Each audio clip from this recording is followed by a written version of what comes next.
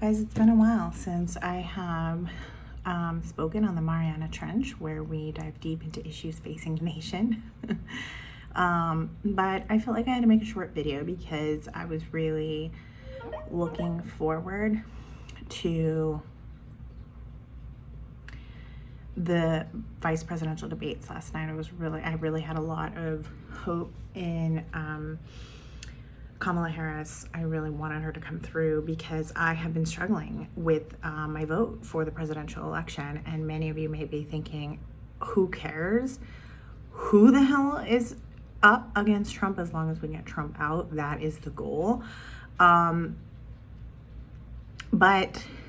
that's not easy for me because I don't align with leftist policies. I just don't. And I wanted Kamala and Biden to come out as the centrists that they are to ensure that we're not going to fall into some deep, leftist landslide. I feel that we are completely alt-right right now. And I do not want to go to the opposite end of the spectrum where we are completely left. And I feel like we need some balance in the country right now. We need a centrist in the White House. And I thought the only positive thing about the Democratic Party electing Joe Biden was that he typically is, more centrist than most progressives in Washington at the moment. And literally I needed one assurance. I needed one assurance that they weren't going to back the court. That if it came to that they wouldn't do it and politicize the court and start moving things around there for the sake of retaliation. Now, if we want to think about alternatives to the court and how that is, how the appointments work, whether we want to have limitations instead of, time, lifelong appointments, put some time limits. But I would say, let's think about that for the senators first. Let's think about that for the House, to put in some term limits.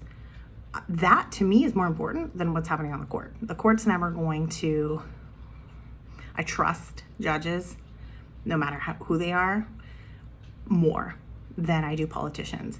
And that's just how it is. So I'm not worried about the court. I'm worried about politicians politicizing the court and taking retaliation on other political parties by illegitimizing the court with tactics like packing the court. So that's all I was looking for. Please, somebody assure me that you're not going to play this game going forward. The Republicans did it. I understand that. And it was awful. But we can't, as a retaliation tactic, do that just so that we feel better about ourselves going forward. I don't think Roe v. Wade is going to be overturned. Maybe I'm being naive about that. There have been instances in the past where the court was completely stacked with Republican or Republican leaning justices, and way more than now. And it's been upheld. It was challenged under in the 90s under the Casey case, and the majority opinion was that it was upheld. Particularly I'd point out that Justice Sandra Day O'Connor, who was put in by Reagan, joined the majority opinion on that case. So I don't think that this scare tactic of, oh my gosh, all of our rights are going to be taken away as women because we have a court appointment who follows the lead of Scalia. I think Barrett has a very conservative approach. However, she's already said that she's not going to overturn Roe v. Wade. So I think that's a little bit dramatic on the leftist side. I just don't think that's going to happen, and I don't want that to be messed with, and I don't want that to be played around with unless there's serious consideration about we need to make revisions to the court, how justices are appointed, whether there's limits, whether we want to increase the court. If there's a serious discussion about that, that's fine. We can have that discussion. But doing it as a retaliation to some political tactic that the Republicans pulled during an election cycle, no. And I would actually be for having Congress consider a law on abortion and its legitimacy rather than Roe v. Wade, which is what we have now, which was basically legislation from the bench. So I'd actually prefer that. You guys really want something in place to protect that? You wouldn't consider, this is just like immigration. You guys, everybody keeps going back to, the president. That was not in the president's purview to opine on, to make a decision on, to write an executive order on. But that was within the realm and the scope of Congress, and Congress has done nothing about it. You want protections for women? Congress should be able to do that and should be able to pass laws to protect women. But instead, they just keep relying on Roe v. Wade, and now we're in a situation where the precariousness of that decision and women's rights and pro-life, arguments are going back and forth because Congress can't do their job. And this is another reason why Joe Biden, who's been in office for 47 years, that's not untrue. It's not untrue that he's been in office for 47 years and, as a senator, and has not been able to pass certain things. Now, ACA, yes, he has, and that was a big thing under the Obama administration. It's not untrue that it's expensive and that most people, whether you're a small business or whether you're somebody who doesn't have insurance, you're paying the fine. You were paying the fine, and they removed that in court. Recently, they removed the individual mandates so that you don't have to pay the fine and you don't have to buy into it. That's not untrue. Now, has it been the flaw and the lacking of a president to dismantle that without something in place to replace it? Absolutely. And the fact that I do believe that he's been completely obsessed with just undoing everything that Obama's done just for the sake of undoing it. That's not a leader. You need somebody in there who's going to do it because it's in the best interest of the country. And I just don't think that dismantling something without putting something in place and having something, as an alternative, at least say what the plan is, even if you can't pass it because you don't have, the votes or whatever, at least say what it is. There's been nothing. I do also continue to harp on the fact, and this is what keeps leaning me towards Biden, is that I don't like the way he's talked about our military. I just don't like it. Now, maybe the policy has been different. I have an uncle in the military who says that his veteran VA benefits have actually gotten better under this administration than prior administrations, including both terms under Obama. Maybe that's the case. Maybe that's what it is, but I don't like what he said about them. I don't like the fact that he dodged the draft and then talks about our military like they're not good enough. It still stings, and I don't like that. And I think that he very much disrespected our military and our veterans in his rhetoric and his speech, and I don't appreciate that. And so that he lost me in 2016 under the campaign by making those remarks, and just his general character, I just don't think he's a good leader. I just don't. So I'm stuck between a rock and a hard place because I don't agree with the leftist policies, and I want Biden and Kamala to give me some reassurance that we're gonna get the country back in balance, and they're not gonna be held to the will of very far left progressives who I don't necessarily agree with. So you have me stuck between a discrepancy between policy and a discrepancy between a freaking psychopath as a leader.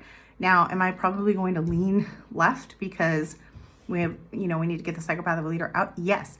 But those people who continue to shame me into thinking that if I don't vote Democrat, or if I have an issue with voting Democrat in this election, that my stance and my voice is not worth hearing, I have issues there. And I don't think that anybody should be shaming into these people, these politicians, Kamala. They're playing the same damn game. They're playing the same damn game. They have every opportunity to be clear on the issues, and they don't do it. And the stakes are too high to start being vague. You need to be very clear on where you are. Now, Joe Biden had gone back and forth in various different, depending on who he's talking to, on fracking. And yesterday, Kamala said very clearly on that issue that he was not going to end fracking. And he was specifically talking to the voters in Pennsylvania because he needs those votes. Now, they better not go back on that. They better not go back on that, because I don't necessarily agree with fracking, but if they go back on that after being very clear about it, that's going to be an issue. I will be following this presidency very closely. And if he's elected and I give my vote to Biden and they go back on a lot of things, that promises that they've made during this campaign, I'm going to be pissed. I'm going to be pissed because I threw my weight behind Hillary and regretted it the moment I did it. Now, I understand that we have a psychopath in office and we need to get him out, but we can't go the opposite way. We can't go far left. We can't do it. Antifa is real. It is not an idea. That was stupid that he said that during the debate. Not an idea. There are actually people on the far left who are domestic terrorists, in my view. The rioting and the looting, I don't support it. I'm sorry. I just don't. And I don't think that that's the way to make progress. Now, I can understand frustration. I can understand, I get that. But you're losing centrists who are with you if you think that defending looting and rioting and all that stuff is going to get you anywhere, because it's not. It's not going to get, you're not going to get me.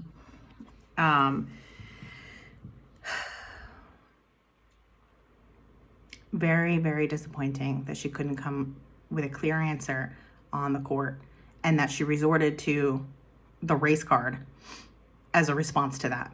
Very disappointing. Very, very disappointing. And I have issues with that. So anybody who's telling you, oh, you need to vote Democrat, or, blah, blah, blah, don't feel bad. Don't feel bad about being hesitant to give them your vote and to put your weight behind them, because they were not clear on the issues, which is the same issue that I had with Hillary last time. And they're jerking you around. They're jerking you around, and they're telling you what you want to hear so you can vote for them. And you're going to have to decide whether that's enough for you to vote this other guy out, because we need him out. Or whether you're going to vote your conscience, and whether you're going to say, you know what, neither of them are what we need.